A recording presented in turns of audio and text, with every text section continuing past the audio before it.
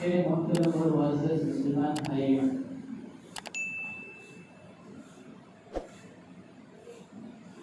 دنیا میں آنے والا ہر حال،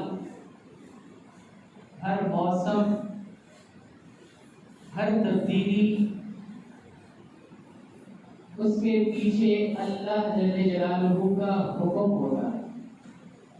دنیا میں آنے والی ہر حالت، ہر موسم، ہر تبدیلی، گرمی کا موسم، سردی کا موسم، خزاں کا موسم، بہار کا موسم، یہ سارے کے سارے موسم، یہ سارے کے سارے حالات، یہ ساری تبدیلیاں یہ ایک اللہ کے حکم سے ہوتی۔ یہ میرا اور آپ کا ایمان ہے کہ سارے حالات کے پیچھے اللہ کا عمل کار کرنا، اللہ کا حکم کار کرنا۔ اور موسموں میں آنے والی یہ تبدیلی، گرمی کا موسم ہے، سردی کا موسم ہے، ابھی بہار ہے، ابھی خزاں ہے، یہ سارے موسموں کی جو تبدیلی ہے یہ اللہ کی بہت بڑی نعمت ہے۔ شدید گرمی آ جاتی ہے، وہ بھی کسی نہ کسی حکمت کے تحت آتی ہے۔ شدید سردی آتی ہے، اس کے پیچھے بھی اللہ کی حکمت کار فرمان۔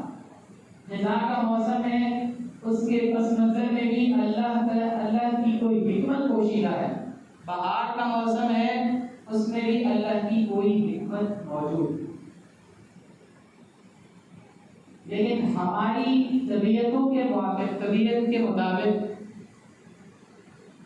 بعض موسم ہمیں سخت معلوم ہوتے ہیں، تکلیفیں معلوم ہوتے ہیں، مشکل معلوم ہوتے ہیں۔ موسم معتدل رہے، گرمی اور سردی، نہ گرمی بہت زیادہ ہو نہ سردی بہت زیادہ ہو، جسم کے لیے برداشت کرنا موسم کو ممکن ہو، ایسا موسم ہماری طبیعت کو اچھا معلوم ہو۔ اور اگر موسم میں کوئی غیر معمولی تبدیلی آ جائے، بہت شدید گرمی آ جائے، تو ہمیں تکلیف اور پریشانی کا سامنا ہوتا ہے۔ بہت زیادہ سردی آ جائے تو ہمارا جسم اسے بھی برداشت نہیں کر پاتا۔ ابھی مئی کا مہینہ گزرا جاتا ہے، اگلا جون کا مہینہ ہے۔ عام طور پر مئی میں بھی گرمی آ جاتی ہے، اگلا جو مہینہ آ رہا ہے وہ جون کا ہے۔ عام طور پر یہ شدید گرمی کا موسم ہے، اور شدید گرمی کا جو موسم ہے، شدید گرمی جب پڑتی ہے تو ہمارے لیے اسے گزارنا ذرا مشکل ہو جاتا ہے، اسے برداشت کرنے میں ذرا تکلیف کا سامنا ہوتا ہے۔ رسول اللہ صلی اللہ علیہ وسلم جو دین لے کر تشریف لائے ہیں، آپ صلی اللہ علیہ وسلم کی جو عملی زندگی ہے، جو عملی زندگی آپ نے صحابہ کرام کو سکھائی ہے، وہ جیسے مسجد میں گزارنے کے آداب سکھاتی ہے، بازار میں گزارنے کے آداب سکھاتی ہے، گھر میں گزارنے کے ڈھنگ سکھاتی ہے، ویسے ہی آپ صلی اللہ علیہ وسلم کے لائے ہوئے اس دین میں جو بھی آنے والا گرمی کا موسم ہے، اس کے بارے میں بھی ہدایات اور تعلیمات موجود ہیں۔ دین کے بارے میں ہمارا دعویٰ ہے، اور بلا شک و شبہ بالکل 100% درست دعویٰ ہے کہ ہمارا دین پوری زندگی کے بارے میں ہدایات دیتا ہے۔ ہماری کوتاہی ہے، میری کوتاہی ہے کہ میں اسے سمجھنے کی کوشش نہیں کرتا۔ تو آج کی اس نشست میں، آج کے اس بیان، آج ہم نے مذاکرہ کرنا ہے ان آداب کا اور ان تعلیمات کا، جو تعلیمات اور آداب رسول اللہ صلی اللہ علیہ وسلم نے خاص موسم گرما کے حوالے سے ہمیں ارشاد کرنا ہے، اور کچھ کوتاہیاں جو اس موسم کے حوالے سے ہو جاتی ہیں، ان کا بھی جو موقع ہوا، وقت ہوا، تو ان کوتاہیوں کا بھی ذرا مذاکرہ ہم کر لیں۔ آنے والا جو مہینہ ہے، عام طور پر یہ شدید گرمی کا ہوتا ہے، اس کے آنے سے پہلے ہمیں ذرا اس موسم گرما کے آداب معلوم ہو جائے، اور ہمیں معلوم ہو جائے کہ ہمارے دین نے اس بارے میں ہمیں کیا کیا ہدایت ہے۔ تو سب سے پہلے تو جس بات شروع میں عرض کی کہ یہ سارے موسم ہمارے فائدے کے لیے. اب سائنس بتا رہی ہے کہ جب بہت زیادہ گرمی ہوتی ہے تو گرمی میں فصلیں پکتی ہیں اور ان کے یہ فوائد ہوتے ہیں. اگر یہ نہ بھی بتاتی تب بھی اللہ کے حکم سے آنے والا دنیا میں ہر حال وہ انسان کے فائدے کے لیے، چاہے مجھے سمجھ میں آئے یا چاہے مجھے سمجھ میں نہ آئے، ہر حال اللہ نے ہمارے فائدے کے لیے اتارا. اس میں کہیں نہ کہیں اللہ تعالیٰ کی طرف سے کوئی حکمت پوشیدہ ہے. ہاں، موسم اگر معتدل رہتا ہے ہمارے جسم کو بھلا معلوم ہوتا ہے، اچھا معلوم ہوتا ہے. تو اگر موسم معتدل ہے، معمول کے مطابق ہے، ٹھنڈی ہوا چل رہی ہے، نہ گرمی کی شدت ہے نہ سردی کی شدت ہے، تو اس موقع پر ہمیں ہمارا دین سمجھاتا ہے کہ فوراً اللہ کا شکر ادا کریں. الحمدللہ، اللہ آپ کی عنایت ہے کہ آپ نے ایسا زبردست موسم عنایت کیا. اس موقع پر رنگ رلیاں منانا، اللہ کی نافرمانی کے کام کرنا، یہ درست بات نہیں. موسم اچھا ہے، ناچ گانے کی محفل کرو. موسم اچھا ہے کہ تماشے تفریح میں اللہ کی نافرمانی ہو، ایسا نہ ہو. موسم اچھا ہو، معتدل ہو تو اللہ کا شکر زبان سے ادا. اللہ آپ کا شکر ہے، ایسا زبردست موسم آپ نے عنایت. اور موسم میں شدت آ جائے، شدید گرمی آ جائے، پریشانی ہو، جسم کو گرمی محسوس ہو رہی ہو، تو بجائے زبان سے شکوے کر کیسی گرمی ہے، وہ کیسی تبش ہو رہی ہے، کیسی لو چل رہی ہے، بہت شدید گرمی ہے، یہ کام نہیں ہو رہا ہے، وہ کام نہیں ہو رہا ہے، بجائے شکوے اور شکایت کے ایسے موقع پر ہمیں ہمارا دین سمجھاتا سکھاتا ہے کہ صبر کیا جائے، صبر سے کام کیا جائے. اللہ تعالیٰ کا اس موقع پر بھی جو شکریہ کے الفاظ مسنون ہمیں ملتے ہیں، پریشانی اور غم کے موقع پر بھی اگر کوئی حالت ایسی ہے جو جسم کے لیے برداشت سے باہر ہے یا کوئی مصیبت کا موقع ہے، اس موقع پر بھی مسنون دعا کے الفاظ کیا ہیں؟ الحمدللہ علی کل حال. اے اللہ، ہر حالت میں آپ تعریف کے سزاوار. مجھے نہیں پتا کیا پریشانی آ رہی ہے، مصیبت جو آ رہی ہے، مجھے نہیں پتا اس میں آپ کی طرف سے کیا حکمت پوشیدہ ہے. ہاں، تکلیف اور آزمائش اگر میرے گناہوں کی وجہ سے آ رہی ہے تو اللہ معاف فرما دیجیے. باقی آپ ہر حالت میں تعریف کے مستحق ہیں، مجھے آپ سے شکر شکایت ہے. الحمدللہ علی کل حال. حدیث میں آتا ہے کہ مومن کا تو زندگی کا ہر لمحہ خیر ہی خیر ہے. مومن کی زندگی کا ہر لمحہ خیر ہی خیر ہے. جب اسے کوئی نعمت ملتی ہے وہ شکریہ ادا کرتا ہے، اس کے لیے بھلائی، اس کے لیے اجر. اور اگر کوئی زحمت پہنچتی ہے اس میں وہ صبر کرتا ہے، کانٹا بھی چبھ جاتا ہے. اس میں الفاظ آتے ہیں کانٹا چبھ جائے، معمولی سی تکلیف ہو، صبر کرتا ہے، اللہ کی طرف سے اس کے لیے اجر ملتا ہے. تو مومن کا تو ہر حال میں معاملہ بڑا خیر ہی خیر. اچھی حالت ہو، شکر ادا کیے. سخت موسم ہے، گرمی لگ رہی ہے، شکوے شکایت کرنے کے بجائے اللہ کی طرف سے آنے والے اس حال پر صبر کیے. الحمدللہ علی کل حال. ایک ادب اور یہ بیان ہوا ہے، گرمی کی شدت عام طور پر جو ظاہری آنکھوں سے نظر آتی ہے، سورج کی تپش کی وجہ سے گرمی آتی ہے، جو بھی چیزیں ہیں، لیکن حدیث میں جو بات ارشاد فرمائی گئی ہے وہ 100% حق ہے. چاہے میری دیکھنے والی آنکھیں اس بات کو سمجھنے سے قاصر ہیں، کوتا ہیں، وہ سمجھ نہیں پا رہی ہیں، وہ ٹھیک، لیکن وہ ہے یقیناً قطعی یقینی سچ.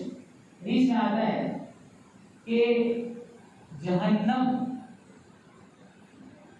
جب سانس لیتی ہے، اندر انہیل کرتی ہے تو سردی کی شدت بڑھتی ہے، اور جب سانس وہ باہر نکالتی ہے تو گرمی کی شدت بڑھتی ہے. حدیث میں یہ بات ارشاد فرمائی ہے. کیسے ہے، کیوں ہے، اللہ نے نظام کیسے رکھا ہے، اللہ جانے. لیکن جب حدیث میں یہ بات ارشاد فرمانی گئی تو میرا اور آپ کا ایمان ہونا چاہیے کہ یہ بات سراسر 100% سچی ہے. چاہے میری دیکھنے والی آنکھیں اس کو نہیں سمجھ پا رہے، لیکن حدیث میں جو اس کا یہ سبب بیان کر دیا گیا تو ایسا ہی ہے. تو جب گرمی کی شدت کا سبب یہ بتایا گیا ہے کہ جہنم سانس باہر نکالتی ہے تب گرمی کی شدت آتی ہے، گرمی کی شدت پیدا ہو جاتی ہے. تو ایسے موقع پر ایک مسلمان کے لیے گرمی کی شدت عبرت کا سامان ہے۔ ایسے موقع پر انسان ایک مسلمان اللہ سے جہنم کی آگ سے پناہ کہ اللہ بہت شدید گرمی مجھے محسوس ہو رہی ہے، الحمدللہ علی کل حال، لیکن اے اللہ جہنم کی آگ سے مجھے محفوظ کرنا۔ یہ حدیث میں باقاعدہ دعا کے الفاظ ہیں، ما اشد حر هذا اليوم، آج کتنی شدید گرمی ہے، اللہم اجرنی من النار، اے اللہ جہنم کی گرمی سے محفوظ کرنا۔ یہاں کی گرمی تو آتی جاتی آنی جانی ہے، وہاں کی گرمی اگر خدا نہ خاصہ کسی کے مقدر میں ہو تو وہ بڑی پریشان ہو۔ اس لیے ایسے موقع پر ایک مسلمان کا طرز اور انداز یہ ہونا چاہیے کہ اس کی زبان سے اللہ کے سامنے یہ دعا نہیں لے کہ اللہ جہنم کی آگ کی گرمی سے مجھے محفوظ کروائیں۔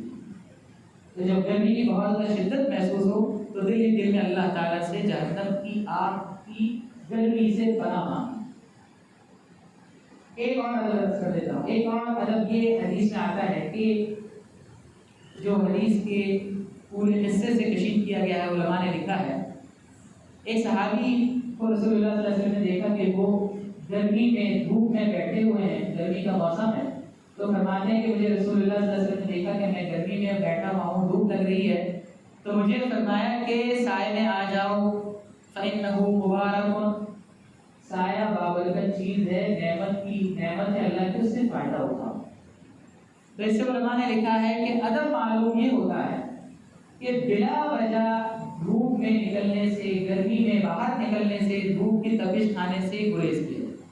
ہاں ضرورت ہے، مجبوری ہے، باہر کام کاج ہے، روزی ہے، کاروبار ہے، تو ٹھیک ہے باہر نکلا جا سکتا ہے، لیکن بلا وجہ دھوپ میں بیٹھنا، بلا وجہ دھوپ میں ٹھہرنا، یہ حدیث ہمیں بتاتی ہے کہ بلا وجہ دھوپ میں نہ ٹھہرا جائے، دھوپ کی تپش نہ کھائی جائے، بلکہ سائے میں آ جائے، نعمت اللہ کے اس سے فائدہ ہوگا۔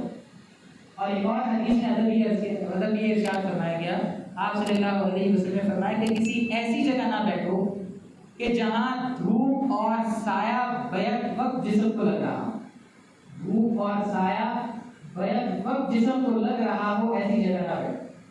یا تو مکمل سائے میں انسان بیٹھے، یا اگر کہیں ضرورت سے باہر دھوپ میں بیٹھنا ہے تو دھوپ میں بیٹھے، انتظام کر لے، چھتری وغیرہ کا اگر انتظام ہو سکتا ہے تو وہ کر لے، کپڑے کا انتظام کر لے، لیکن ایسی جگہ پر اگر بیٹھنا سے گریز کیا جائے کہ جہاں بیک وقت سایہ بھی پڑ رہا ہو جسم پر اور دھوپ بھی پڑ رہی ہو۔ حدیث میں فرمایا گیا کہ یہ اس طرح بیٹھنے سے اندیشہ ہے کہ برس کی بیماری نہ ہو، سفید جسم پر جو دبے داغ پڑ جاتے ہیں اس کی بیماری نہ لاحق ہو جائے۔ تو اس اندیشے کے پیش نظر طبی طور پر یہ مشورہ دیا گیا کہ دھوپ اور سایہ جب ایک ساتھ مل کر جسم پر لگ رہا ہو تو ایسی جگہ بیٹھنے سے گریز کیجیے، مکمل سایہ نہ آ جائے۔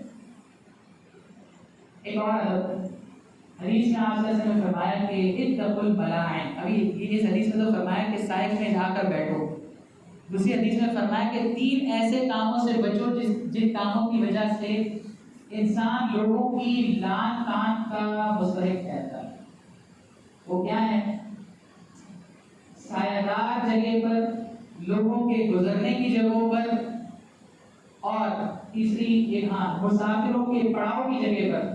آپ بات آس پاس ملتی جلتی ہے کہ جس سائے کی جگہ سے لوگوں کا مفاد وابستہ ہے، درخت کا سایہ ہے، کہیں کسی سائبان کا سایہ ہے، اسٹاپ پر جو سائبان لگے ہوتے ہیں وہاں سایہ ہے، ایسی جگہوں پر گندگی پھیلانے سے بچو، ایسی جگہوں پر گندگی نہ پھیلاؤ، کیونکہ یہاں آ کر لوگ دھوپ کے مارے ہوئے سستاتے ہیں، تو جب وہ دھوپ کے مارے ہوئے سستائے ہوئے لوگ وہاں پہنچیں گے اور وہاں تم نے گندگی پھیلائی ہوئی ہے تو لوگ لعن طعن ملامت کریں گے۔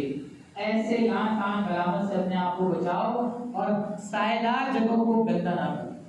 اب دیکھیے حدیث میں کیسی باریک باتوں کی تعریف ارشاد کرنا ہے، اور عام طور پر ہماری کوتاہی یہ ہوتی ہے، میں اور آپ سب اس کا مشاہدہ کرتے ہیں کہ ایسی جو جگہ ہوتی ہیں وہاں عام طور پر کھانے پینے کے سامان لوگ پھینک کر چلے جاتے ہیں، گندا کر دیتے ہیں جگہ کو، اور یہ حدیث میں ہمیں جو تعلیم ارشاد فرمائی گئی اس کو ذرا بتائیں۔ ایک تو وہ ہے کہ حکومت کی طرف سے جو ہدایات ہیں وہ اس سے چھوڑی، حدیث میں ہمیں بیان کیا گیا، حدیث میں سمجھایا بتایا گیا ہے کہ ایسے کاموں سے گریز کرو کہ جو لوگوں کی تکلیف تو باعث بنتے ہو۔ تو اس سے بچنا چاہیے کہ سائیدار جگہوں پر اگر آپ بیٹھتے ہیں اور فائدہ اٹھا رہے ہیں اس سائیدار جگہ سے، تو اس جگہ کو ایسے چھوڑ کر جائیے کہ اگلا دوسرا شخص بھی آ کر اس سائیدار جگہ سے فائدہ اٹھا سکے۔